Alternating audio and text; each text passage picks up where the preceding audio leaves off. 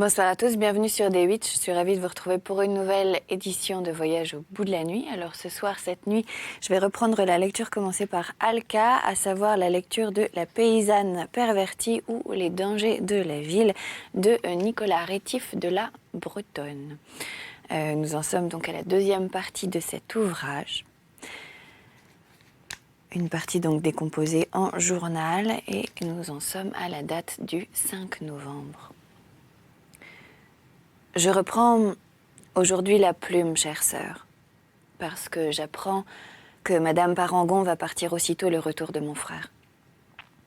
Il nous a quittés il y a 3 jours, après environ 4 mois de séjour ici, qui ont été nécessaires pour rétablir sa santé, et nous ne l'avons vu partir qu'avec bien du regret. Car il nous avait accoutumés à lui ainsi que notre bon père lui-même, qui, le voyant instruit, aimait à passer le temps à converser avec lui sur toute chose nouvelle. Si bien qu'on voit à présent qu'il le trouve à redire. Car il va et revient sans cesse, s'arrêtant en faisant le tour de l'enclos, dans les endroits et sous les arbres où lui et Edmond s'asseyaient, et on dit qu'on lui a vu les larmes aux yeux. Mais il faut, chère sœur, vous raconter le départ d'ici. Il y a 8 jours qu'Edmond s'occupait à finir pour l'église le persil sec à Saint-Paul, qui en est le patron, commencé depuis longtemps, quand un monsieur qui passait vint le demander à notre père. Il est là, monsieur, qui travaille à la peinture d'un saint, et il l'y a conduit.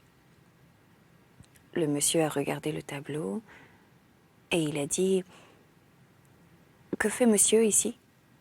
C'est un meurtre qu'il s'ensevelisse dans un village. » Et notre bon père, qui aime tous notre avantage, s'est aussitôt enflammé, et il a dit au monsieur « Oh, il n'y restera pas. » Et le monsieur s'en est allé après avoir dîné à la maison, où il a beaucoup parlé des peintres, dont il nous a conté des histoires que vous devez bien savoir, très chère sœur, étant à la source. Et depuis ce moment, notre père n'a fait que parler du départ d'Edmond, dont il semblait s'éloigner auparavant. Et on voyait qu'Edmond n'en était pas fâché, ce qui a fait soupçonner à mon mari que ce monsieur pourrait bien être venu de concert avec lui, ou tout au moins avec monsieur Godet, ce qui serait assez fin d'une part et marque d'amitié de l'autre. Car enfin Edmond est à présent pour la ville, et la ville est pour lui. Tout s'est donc préparé pour son départ, et notre bonne mère s'est mise à se dépêcher de lui mettre tout en bon ordre.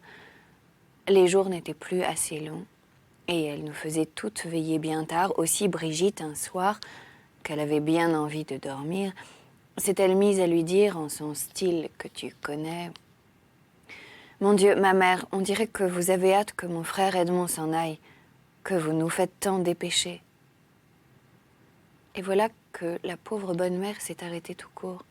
« Tu as raison, mon enfant. »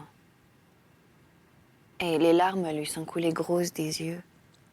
Mais elle s'est remise à l'ouvrage en disant « Mieux vaut se dépêcher et le voir 1 heure de moins qu'il ne lui faille quelque chose quand il n'y sera plus à ce pauvre enfant. » Enfin, le triste jour est venu bien vite. Et le soir de la veille, vers la nuit, mon mari est entré et a dit à notre père « Mon père, la carriole est-elle prête ? Vous plaît-il venir voir si rien n'y manque ? » Je me rapporte bien à toi, Pierre. Tu es mon fils attentif à tout, je n'ai su encore, depuis que tu es mon aide, te trouver en défaut, outre que tu as travaillé pour ton ami. Oh oui, mon père, vous l'avez dit, mon ami autant que mon frère. Je le sais bien, mon Pierre, et il m'est bien doux de le dire en ce moment où va venir la séparation. Et notre bonne mère écoutait tremblante et pâle comme si on lui eût appris une nouvelle inattendue. Et il faut dire que nous étions tous de même. Et Edmond l'a vu, et il a été embrasser notre mère, puis moi, en me disant « Chère sœur, je ne vais pas loin, ma mère le sait, et j'espère revenir ici à la belle journée que vous nous préparez. » Ce mot qu'il a dit là a bien fait car notre père a souri. Et notre bonne mère m'a dit, il songe à tout et m'y fait songer ma chère fille. Que Dieu le bénisse. Et elle a paru un peu consolée car elle a dit, nous avons plus reçu de bien de la main de Dieu que nous ne méritons. Pourquoi n'en recevrions-nous pas les maux? Cependant, notre père a été voir la charrette couverte et y a mis la main, quoique tout fût bien arrangé, voulant avoir travaillé pour son fils. Et il parlait à son aîné ni plus ni moins que si c'eût été son camarade, lui disant « toi » et se familiarisant sans mot de fils ni autre. Mais à Edmond, il lui disait « vous » et répétait avec complaisance le mot de mon fils plus souvent que de coutume, et que le discours ne semblait le demander. Je prenais plaisir à voir tout cela, chère sœur, car c'est un doux et agréable spectacle que la bonne union d'une famille. Et puis, notre mère est venue aussi voir la charrette couverte et ce qui était dedans pour asseoir son fils, et mon mari lui a dit « N'y manque-t-il rien, ma mère ?»« Oh non, mon fils, et ton pauvre frère sera bien en s'en allant. » Et cette en s'en allant-là n'a pas été sans un sanglot. Et puis, on est venu se mettre à table pour souper. Chacun était triste et gardait le silence, au point que mon mari, qui est ferme, comme tu sais, a laissé couler une larme, qu'Edmond a vu le premier, et il s'est jeté à son cou, sans rien dire. Et quand ils se sont quittés, tous deux étaient en eau, ce qui a tellement attendri notre bon père que les larmes lui roulaient dans les yeux, et montrant ses deux fils à nous tous d'un geste sans parole, sa noble et vénérable figure m'apparut celle d'un dieu, comme dit souvent Edmond en parlant de lui. Et notre bonne mère regardait ainsi son digne mari avec admiration et comme si elle eût été non sa compagne de 30 ans et plus, mais sa fille.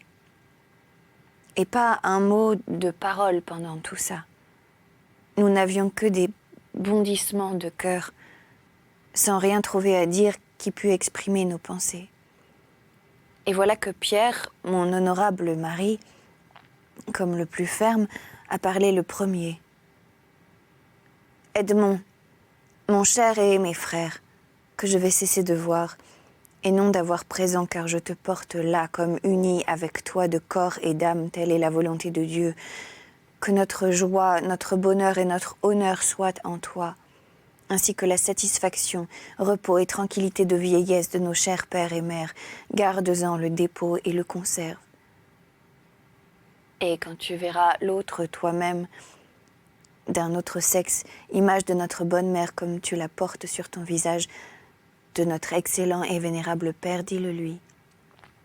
Et songez tous deux que vous êtes la partie de nous-mêmes qui est à la ville, et que tout ce que vous y ferez de bien, nous le ferons, et que tout ce que vous y ferez de mal, nous le ferions aussi, et emporterions la honte et la peine.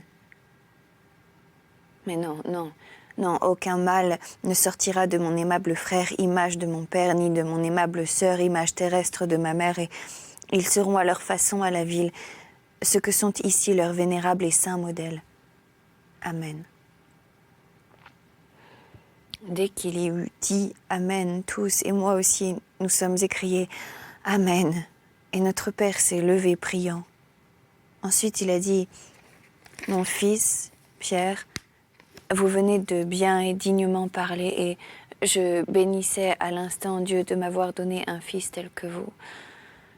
Mes enfants, voilà votre second père quand je ne serai plus, et moi-même, je le regarde comme l'image de Pierre R, mon digne père, et je le respecte à cet égard, quoique mon fils. Edmond, mon ami, ainsi que l'est ton frère aîné, tu vas nous quitter.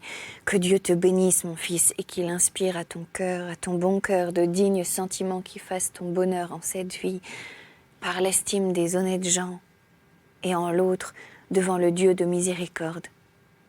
Amen. » Ensuite, il l'a embrassé, en le serrant contre son sein paternel, en lui disant « Porte ce paternel embrassement à Ursule quand tu la verras, et dis-lui que l'éloignement d'un enfant ne fait que rendre plus sensible le cœur d'un bon père, qu'il aime tous ses enfants, mais au double dans l'absence. Et le bon vieillard n'a pu retenir ses larmes et il a même sangloté en disant « Ces larmes sont amères », puis il a pris lui-même Edmond et l'a mis dans les bras de notre bonne mère, à qui il a dit « Femme, voilà notre fils, bénissez-le aussi ». Mais la bonne et excellente femme n'a répondu que par un long sanglot qui nous a déchiré l'âme, et ensuite elle a dit « N'ai-je donc mis au monde mes chers enfants que pour m'en séparer ? Il le faut, ma femme. Oui, mon mari. Mais excusez ma douleur, c'est celle d'une mère qui quitte son fils et qui a quitté sa fille. Il nous en reste, ma femme, et de dignes. Sans eux, mon cher mari, et sans vous, y serais-je encore ? Et elle a baisé Edmond 2 fois, en lui disant « Cher fils, comme a dit ton père, l'absence te fera aimer au double des autres. Dis bien à ta sœur que sa pauvre mère, à chaque fois qu'elle voit ses chers enfants, les compte comme le bon pasteur son troupeau, et qu'elle dit « Il me manque Ursule », et que c'est à chaque fois un coup de poignard dans son pauvre cœur. Oh, je dirais à présent, tous les jours de ma vie, il me manque Edmond, il me manque Ursule, et je dévorerai mes larmes pour ne point attrister ni le père ni mes autres enfants. Que Dieu bénisse, car ils sont tous bons, tous. Et l'aîné est la bénédiction du Seigneur sur nous. C'est le fruit de la bénédiction que l'honorable Pierre donna à son fils, votre père, mes chers enfants, la veille de notre mariage.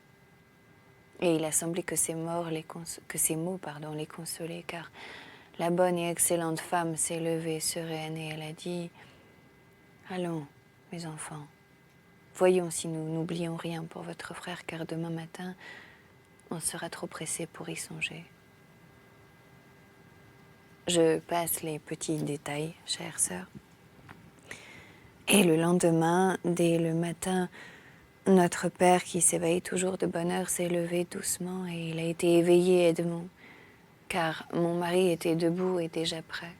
Et puis, sans que qui que ce soit que moi les ait attendus, ils sont sortis de la cour, les roues de la carriole roulant sur du fumier que mon mari avait répandu jusque dehors, si bien qu'on ne l'a pas entendu. Notre bon père a monté dedans et je me suis trouvée à la porte du pressoir où j'ai tendu les bras à Edmond, qui s'est jeté à terre pour me venir serrer contre son cœur. « Ursule » lui ai-je crié. « Ursule !» C'est tout ce que j'ai dit. Car son père le rappelait. Et ils sont partis. Je ne me suis pas recouchée, j'ai été à la porte de notre bonne mère, où j'ai attendu assise qu'elle s'éveillât. Ça n'a pas tardé d'une demi-heure, je l'ai entendue se lever et parler. Aussitôt je suis entrée. Déjà vous, ma fille, en votre état, il fallait reposer. Je m'en vais l'éveiller. Je la retenais embrassée, mais elle a été au lit d'Edmond dans la petite chambre et elle y a tâté. Il est levé, le lit est froid, il y a longtemps. Ma bonne mère, ils sont partis. Ah, je ne verrai plus mon fils. Et elle est quasi tombée sans connaissance. Tous nos autres frères et sœurs qui l'avaient entendu sont venus et ils lui ont dit un mot de moi. La bonne chère femme, elle s'est rassise tout de suite et elle a tâché de rire en m'embrassant. Je lui ai dit tout bas, il vaut mieux pleurer si vous en avez envie. Oui, ma chère, chère Bru. Et elle a pleuré et quand le jour a été grand, elle a été regardée partout comme si elle l'y eût dû trouver. Enfin, notre bon père est revenu et elle a été à sa rencontre en lui disant assez posément « Sont-ils loin ?»« Bien à Saint-Brie, ma femme, et votre fils aîné à son retour vous rendra compte de l'heureux voyage. » Ma chère et bien-aimée sœur, voilà tout ce qui s'est passé et où vous n'avez pas été oubliée. Dieu vous bénisse et priez pour moi, chère bonne amie.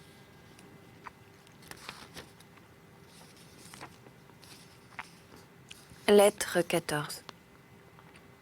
Madame Parangon à Ursule. 20 novembre. Me voilà prête à partir, ma chère fille. Mon Dieu, que d'obstacles quand on veut aller où notre goût et la raison nous appellent. J'ai cru que je ne pourrais les vaincre, mais enfin ils le sont. Il m'a fallu attendre ici le retour de ton frère, Rester à sa portée en cas qu'il eût besoin de moi, il a fallu qu'il ménageât son retour à la ville sans blesser vos vertueux parents. Tout cela n'a pu se faire tout d'un coup. Mais le voilà de retour. Et rien ne saurait plus m'arrêter. Tu me verras dans la quinzaine. Cher bon ami, quelle respectable famille que la vôtre. Quand je ne t'aurais pas aimé, ce que je viens de lire me ferait tout entreprendre pour toi. C'est une lettre de ta belle-sœur, ou plutôt, c'est un trésor de sensibilité qu'elle t'envoie. J'en suis si touchée que cela m'engage à te donner la suite du récit. Je veux dire l'arrivée de ton frère auprès de moi. Ne crois pas, ma chère fille, que je puisse l'égaler. Quelque vifs et sincères que soient mes sentiments, ils ne sont que de glace auprès de ceux qu'exprime si bien Fanchon Berthier dans son style naïf. Cependant, depuis le dernier malheur d'Edmond, les vues que j'ai pour lui, devant légitimer mon attachement, j'ose enfin m'y livrer. Mais je ne suis toujours qu'une étrangère et qu'est-ce que la simple amitié auprès de la belle nature dans sa pureté telle qu'elle existe chez vous. Ton frère ne m'avait pas écrit son arrivée. J'étais seule le 3 de ce mois vers les 10 heures du matin, Monsieur Parangon étant à la campagne, lorsque j'ai entendu une carriole s'arrêter à la porte. J'ai envoyé Toinette voir ce que c'était. Elle est remontée aussitôt tout essoufflée. « Madame, madame, je crois que c'est Monsieur Edmond. » Je voulais la gronder de la manière effrayante dont elle m'annonçait une nouvelle agréable, mais j'ai senti que j'étais si troublée moi-même qu'il y aurait eu de l'injustice. Je n'ai vu Edmond qu'assez pour le reconnaître avant qu'il m'embrassât, car il est venu comme l'éclair. Il me pressait vivement contre son cœur, me nommant tantôt madame, tantôt sa chère cousine, du reste ne sachant ce qu'il disait. Je me laissais docilement embrasser, je n'y songeais pas et je t'assure que je n'ai rien à me reprocher. Enfin, j'y ai songé assez pour lui parler. Le bon aîné est rentré alors. Celui-là, je n'ai pas attendu qu'il vînt à moi, j'ai été à lui et c'est moi, je crois, qui l'ai embrassé ou qui le lui ai rendu, n'importe, ça a été de tout mon cœur. Mais je l'aurais embrassé 10 fois si j'avais en lu ce qu'on t'écrit. J'ai voulu descendre ici, m'a dit Edmond. Ce doit être ma première visite. L'univers ne renferme que vous, mes parents, et ce qui est à nous à Paris. Pierre m'a ensuite remis la lettre pour toi, toute ouverte, ce qui m'a flattée, mais j'étais trop occupée en ce moment pour la lire. J'ai dit à Pierre, mettez votre voiture sous la remise et ôtez le cheval. Je vous garde ici tous deux jusqu'au soir et vous irez ensemble chez Edmond, ou que vous resterez ici, à votre choix. Il faut que je m'en retourne, a dit Pierre. Mon frère le sait. En ce cas, menez reposer votre cheval, et je vais faire hâter le dîner. Il y est allé, après un petit rafraîchissement versé de ma main. Ma chère cousine, a dit Edmond, je vous revois donc enfin, et je vous revois telle que je vins ici pour la première fois, avec la robe de l'innocence et de la candeur. Laissez-moi lire cette lettre, lui ai-je dit. Car on le veut, je le vois bien, et je suis pressée de savoir ce qu'on y dit à mon Ursule. L'avez-vous lu? Non, ni son mari non plus. Nous avons parlé tout le long du chemin sans qu'il en ait été question. Ma chère cousine, je renais en me retrouvant auprès de vous, mais lisez, il me suffit de voir que vous êtes là. Je ne vous interromprai plus. Je ne veux que tenir cette main. Cela doit être permis au bout de 4 mois, sans tirer à conséquence, je vous en assure. Je lui ai laissé et j'ai lu. En vérité, je me suis tout à fait oubliée durant cette lecture. Car Edmond a baisé ma main sans que j'y songeasse. J'étais si touchée que mes larmes coulaient. J'en étais à la dernière ligne quand Pierre est rentré, le domestique ayant voulu se charger du surplus des soins que demandait son cheval. Je n'étais plus à moi. Je me suis levée vivement et j'ai été prendre votre aîné par la main en lui disant « Digne et respectable frère, asseyez-vous là tout près de moi.